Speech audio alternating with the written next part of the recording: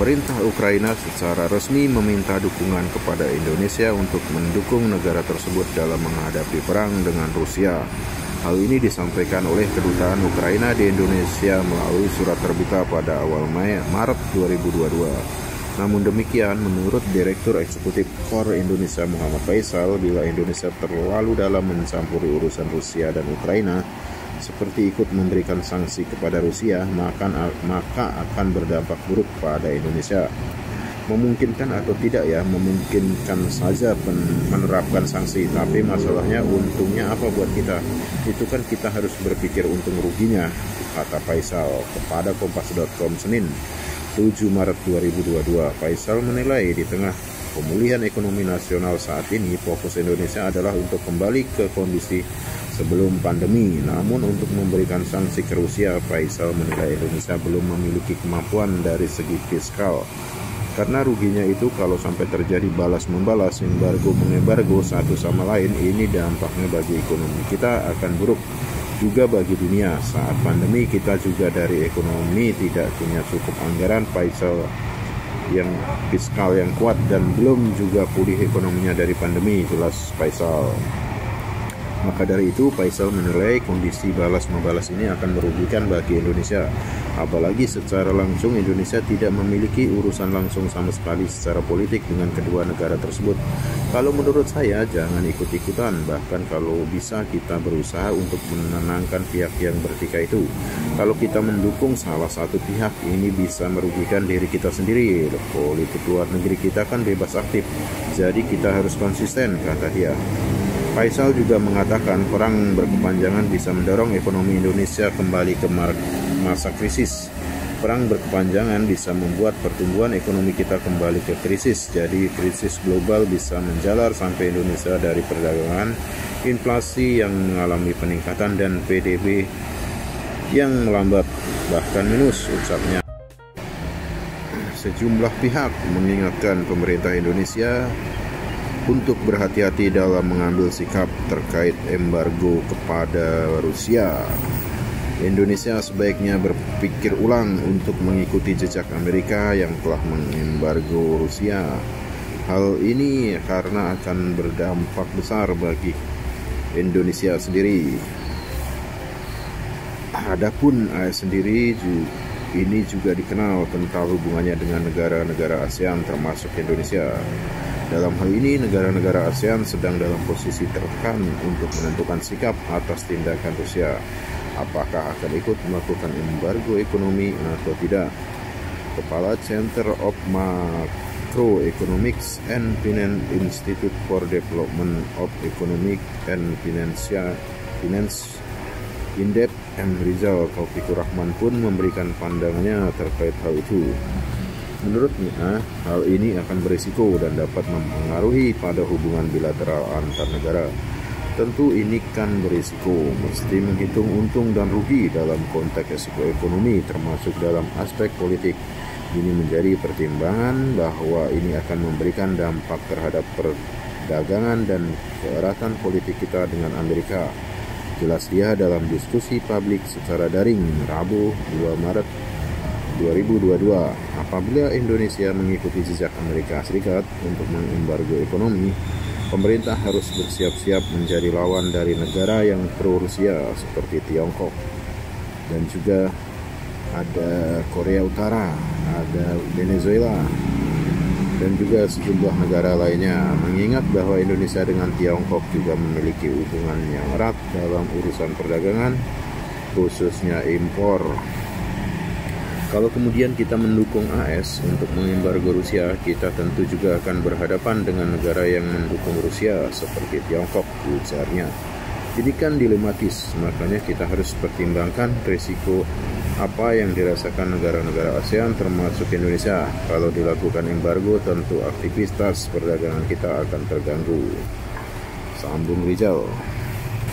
Sementara itu, Sip Ekonomis Permata Bank Joshua Pardede menilai perang Rusia-Ukraina konflik memberikan dampak positif dan negatif bagi ekonomi Indonesia. Setidaknya ada 3 jalur yang dilihat Joshua dari pengaruh konflik antara Rusia dan Ukraina. Pertama, dari jalur pasar keuangan, konflik Rusia ke Ukraina mendorong kekhawatiran bahwa perang ini bisa terjadi dan mungkin bisa berlanjut. Sehingga kekhawatiran itu mendorong investor global untuk mencari aset-aset yang lebih aman atau safe haven aset. Kita lihat di sini seperti US dollar, lalu juga komoditas emas dan juga obligasi pemerintah AS ini menjadi salah satu hedging aset dalam rangka memitigasi risiko yang bisa ditimbulkan dari konflik antara Ukraina dan Rusia tersebut, kata Joshua dalam Talk podcast series di kanal YouTube bisnis.com, dikutip Senin 7 Maret 2022. Sejauh ini Joshua melihat bahwa dampak konflik kedua negara memang relatif terbatas. Jika melihat nilai rupiah Indonesia saat ini masih cukup stabil, yakni masih dalam kisaran angka 14.300 hingga 14.400 per dolarnya. Lalu dari sisi IHSG, menurutnya sejauh ini juga masih cukup stabil, meskipun memang akan terjadi koreksi karena kecenderungan dari investor global yang mencari aset-aset yang lebih aman, di mana tentunya bisa memberikan koreksi. Kendati demikian, sejauh ini secara tahun kalender dibandingkan akhir tahun lalu, kinerja IHSG masih tercatat naik sekitar 290 poin per posisi tanggal 2 Maret atau naik sekitar 4,4%.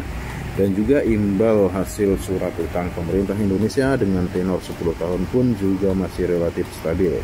Jadi artinya untuk dampak ke pasar keuangan relatif cenderung marginal, ungkapnya. Yang kedua adalah dampak terhadap jalur komoditas. Ia menjelaskan Rusia merupakan produsen minyak mentah dunia sehingga memberikan kekhawatiran kepada pelaku pasar global dan memacu permintaan terhadap minyak mentah.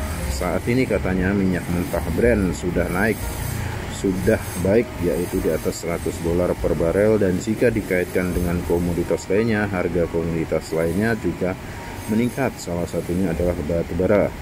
Batu bara juga meningkat sehingga tadi ada kekhawatiran berkurangnya suplai gas dari Rusia ke negara-negara Eropa. Ini makanya permintaan terhadap batu bara cenderung meningkat. Bahkan per tanggal 2 Maret ini harga batu bara juga sudah menembus $300 per ton induknya. Selain batu bara, harga CPO juga cenderung naik lantaran Ukraina yang merupakan salah satu produsen sunflower. Dia menyampaikan permintaan terhadap CPO juga meningkat, bahkan saat ini sudah menembus $1.800 per ton. Di satu sisi, kenaikan harga minyak mentah ini akan memberikan defisit pada neraca migas Indonesia karena Indonesia adalah net oil importer. Hasil neraca migas Indonesia cenderung akan melebar defisitnya. Namun di sisi lainnya, untuk neraca non-migas ini berpotensi tercatat surplus karena Indonesia ditopang oleh kenaikan harga CPO dan batu bara. Ini tentunya akan mendorong kinerja ekspor migas Indonesia. Ketiga adalah dampaknya terhadap jalur perdagangan. Meskipun Rusia dan Ukraina bukan merupakan mitra dagang utama Indonesia, Ukraina merupakan eksportir gandum ke Indonesia, yakni 23% dari total ekspor gandum Indonesia. Sementara itu, Indonesia mengandalkan impor pupuk, baja, dan besi dari Rusia. Dia menjelaskan proporsi impor pupuk sendiri sekitar 15% dari total impor pupuk Indonesia. Artinya jika pada akhirnya terjadi gangguan pada pasokan global akibat konflik kedua negara, maka bisa mengganggu suplai dari beberapa komoditas tadi, serta dapat berpengaruh terhadap industri pertanian serta makanan dan minuman. Tak hanya itu, Joshua mengatakan hal ini juga bisa berdampak pada kenaikan inflasi. Pasalnya bila ada gangguan dari sisi pasokan atau sisi produksi, tentunya ini bisa berdampak pada kenaikan harga komoditas tersebut. Kemudian berdasarkan perhitungan Joshua, akan ada tambahan subsidi energi dan kompensasi BBM yang perlu dipersiapkan oleh pemerintah akibat meningkatnya harga minyak, sehingga memang ini ada positif dan negatifnya. Harapan kami adalah bahwa kurang lebih sedikit lebih banyak positifnya, tapi tentunya kita tetap perlu mencermati dampak negatifnya ya, khususnya apabila harga minyak ini terus berlanjut akibat konflik yang berkepanjangan. Karena beberapa analis global memperkirakan jika konflik ini terus berlanjut, ini bisa mencapai $150 per barel untuk harga Brent sendiri, ungkapnya. Dia juga berharap resolusi diplomasi ini bisa terjadi dalam jangka pendek sehingga dapat mengurangi resiko-resiko tersebut. Kita tahu